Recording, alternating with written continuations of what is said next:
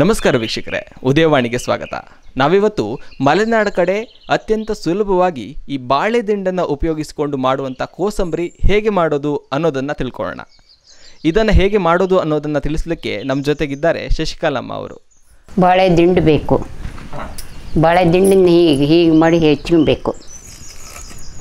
ಹೀಗೆ ನಾರು ತೆಕ್ಕೊಂಡು ಹೀಗೆ ಸಣ್ಣ ಹೆಚ್ಚಬೇಕು. ಚಕ್ರಾಗಿ ಹೆಚ್ಚಬೇಕು.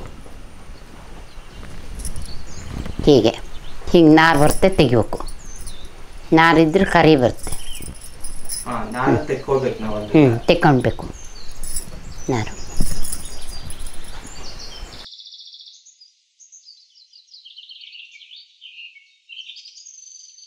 ಆಮೇಲೆ ಇದ್ರನ್ನ ಹೀಗೆ ಹೆಚ್ಚಬೇಕು. ಹಿಂಗೆ ಸಿಕ್ಕೊಂಡು ಹಿಂಗೆ ಸಣ್ಣ ಹೆಚ್ಚಬೇಕು. ಹೀಗೆ ಹೀಗೆ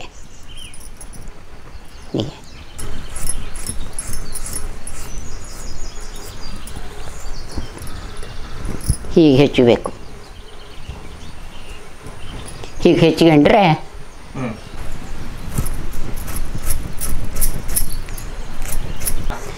ಇದು ಬೆಂಕಿ ಏನು ಬೇಡ. ಇದಕ್ಕೆ ಹೀಗೆ ಹೆಚ್ಚಿಸಿ ಹಿಂಗೆ ಬೆಂಕಿ ಅವಶ್ಯಕತೆ ಇಲ್ಲ. ಇದಕ್ಕೆ ಆರೋಗ್ಯಕ್ಕೆಲ್ಲ ಒಳ್ಳೆಯದು. ಇದು ವರ್ಷಕ್ಕೆ ಒಂದಂತರ ಎರಡಂತರ ತಿಂದರೆ ಒಳ್ಳೆಯದು. ಇದರಿಂದ ಏನು ತೊಂದರೆ ಇಲ್ಲ ಯಾರಿಗೂ. ಇದು ಮಂಡೆ ಕೂದಲು ಏನಾರು ಹಿಂಗೆ ಹೋಗಿದ್ದಿದ್ರೆ ಎಲ್ಲ ಹೊರಗಡೆ ಹೋಗುತ್ತೆ. ಇದು ತಿಂದರೆ ಒಳ್ಳೆಯದು. ನಾರಿನ ಅಂಶ ಚೆನ್ನಾಗಿರುತ್ತೆ ಇದರಲ್ಲಿ, ಒಳ್ಳೆಯದು. ಒಂದು ವೇಳೆ ನಮ್ಮ ಹೊಟ್ಟೆಯ ಒಳಗೆ ಕೂದಲು ಅಥವಾ ಕಲ್ಲಿನಂತಹ ವಸ್ತುಗಳು ಹೋಗಿದ್ದರೆ ಈ ಬಾಳೆದಿಂಡಿನ ಕೋಸಂಬರಿಯನ್ನು ಸೇವಿಸುವುದರಿಂದ ಅವುಗಳು ದೇಹದಿಂದ ವಿಸರ್ಜಿಸಲ್ಪಟ್ಟು ಉತ್ತಮ ಆರೋಗ್ಯವನ್ನು ಪಡೆಯಬಹುದಾಗಿದೆ.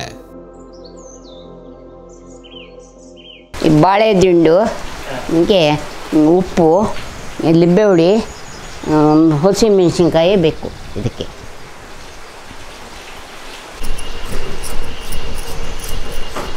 ಈ ಬಾಳೆ ದಿಂಡಿನ ಕೊಚ್ಚಬೇಕು. ಇದನ್ನು ಕೊಚ್ಚಿದ ಮೇಲೆ ಕಪ್ಪುಗಾಗಿರುತ್ತೆ ಇದು. ಇದಕ್ಕೆ ಲಿಂಬೆ ಹುಳಿ ಹಿಂಡಬೇಕು. ಹಿಂಗೆ ಲಿಂಬೆ ಹುಳಿ ಹಿಂಡಬೇಕು. ಆಮೇಲೆ ಇದಕ್ಕೆ ರುಚಿ ಬೇಕಾಗಷ್ಟು ಉಪ್ಪು ಹಾಕಬೇಕು.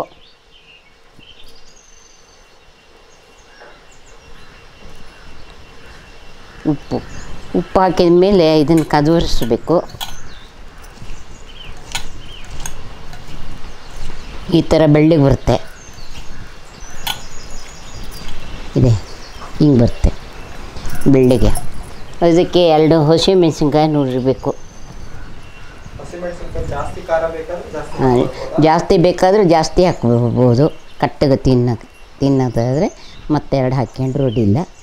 ಇದು ತೀರ ಖಾರ ಬೆಳ್ಳಿದ್ದರೆ ಇಷ್ಟೇ ಸಾಕು. ಹಾಕಬೇಕು ಹೀಗೆ.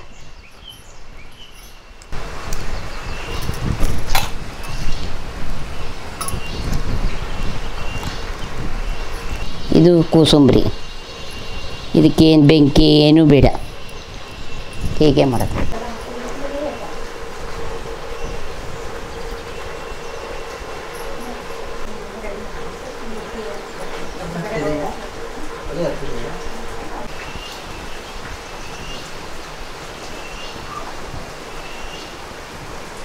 ನೋಡಿದ್ರಲ್ಲ ವೀಕ್ಷಕರೇ, ಅತ್ಯಂತ ಸುಲಭವಾಗಿ ಕೆಲವು ವಸ್ತುಗಳನ್ನು, ಅದು ಮನೆಯಲ್ಲೇ ಸಿಗುವಂತಹ ಕೆಲವು ವಸ್ತುಗಳನ್ನು ಉಪಯೋಗಿಸಿಕೊಂಡು ಬಾಳೆದಿಂಡಿನ ಕೋಸಂಬರಿ ಹೇಗೆ ಮಾಡೋದು ಅನ್ನೋದನ್ನು ಇಷ್ಟೊತ್ತು ಶಶಿಕಲಮ್ಮ ಅವರು ನಮಗೆ ಬಾಳೆದಿಂಡಿನ ಕೋಸಂಬರಿ ಹೇಗೆ ಮಾಡೋದು ಅನ್ನೋದನ್ನು ತಿಳಿಸಿಕೊಟ್ರು.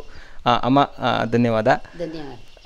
ನೀವು ಕೂಡ ನಿಮ್ಮ ಮನೆಯಲ್ಲಿ ಈ ಬಾಳೆದಿಂಡಿನ ಕೋಸಂಬರಿ ಮಾಡಿ ಆರೋಗ್ಯಕರವಾದ ಈ ಬಾಳೆದಿಂಡಿನ ಕೋಸಂಬರಿ ಹೇಗಿತ್ತು ಅನ್ನೋದನ್ನು ಕಮೆಂಟ್ನಲ್ಲಿ ತಿಳಿಸಿ.